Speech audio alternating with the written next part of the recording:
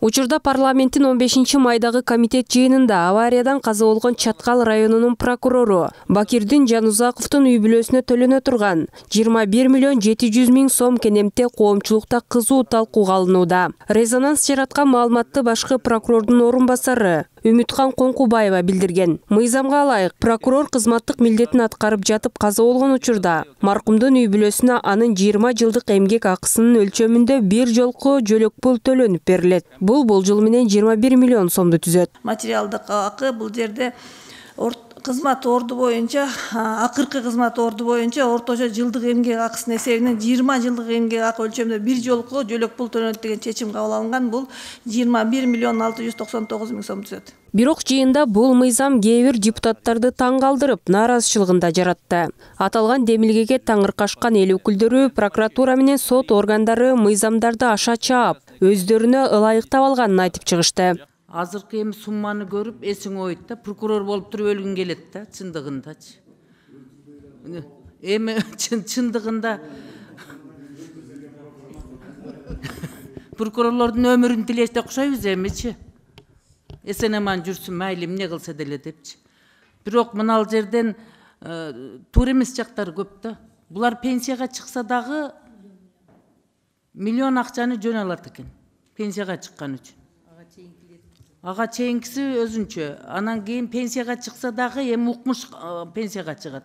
Эл өкүлү Камила Талиева кызмат учурунда каза болгон укук коргоо органдарынын эмгеги бааланышы керектигин, бирок мыйзамда көрсөтүлгөн сумма өтө чоң каражат экендигин айтат. Мамлекеттин элдин акчасы үнөмдүү жана эффективдүү пайдаланышы керек деген Талиева тез арада аталган мыйзам долбооруна өзгөртүү киргизүү зарылдыгын билдирди.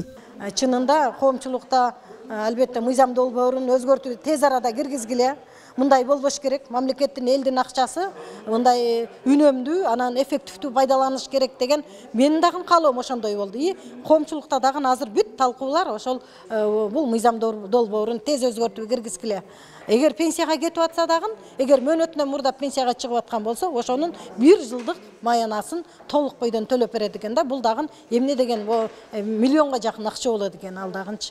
Жарандык активист Мавлиян Аскарбеков депутаттар өздөрү кабыл алган мыйзамды өздөрү биринчи жолу иш жүзүндө көрүп, таң калып, күнөөнү башкаларга артып жатканы уят көрүнүш экендигин айтат. Активист эл өкүлдөрү мыйзам кабыл алып жатканда ар бир берене менен окуп, таанышып, ишке ашканда кандай жыйынтык болорунда анализдеп кылдат карап чыгуусу керек дейт. 30 жылда биздин кайсы гана прокурорду карабагыла, кайсы гана милициянын генералын карабагыла, кайсы гана сотту карабагыла, бардыгы элдин терисин тескери сыйрып, коррупцияга батып, миллионерге айланышкан.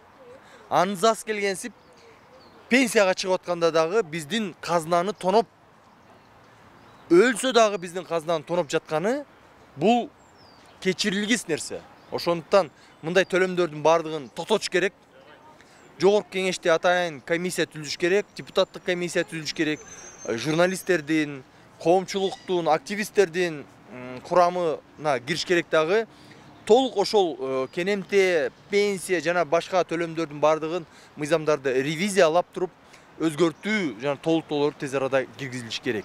Социалдык түйүндөрдө сөз болуп жаткан маркум прокурор Бакирдин Жанузаков Чаткал районунун прокурору болуп 1 ай гана кызмат өтөгөндүгү айтылууда. Интернет колдонуучулары маркумдун жаткан жери жайлуу болушун жазышып, бирок экинчи дүйнөлүк Баткен чек ара согушунда эгемендүүлүк үчүн шейит кеткендерге да мынчалык көп каражат берилбегендигин белгилешүүдө.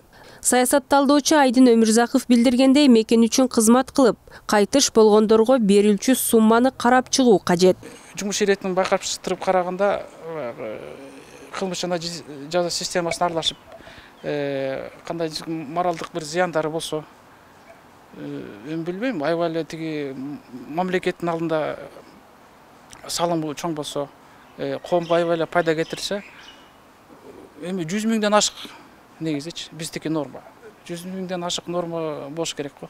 Бүгүн башкы прокуратура коомчулукта талкуу жараткан 21 миллион сомдук компенсация боюнча үн катты. Башкы көзөмөлдөөчү орган бул бир эле прокуратурага тиешелүү эместигин, кенемте кызмат учурунда каза болгон прокуратуранын эле эмес, укук коргоо органдарынын бардык кызматкерлерине төлөнөрүн билдирди. Тактап айтканда, УКМК, ИИМ, бажы кызматы, салык кызматы, жаза аткаруу кызматы өңдүү мамлекеттик органдарга тиешелүү.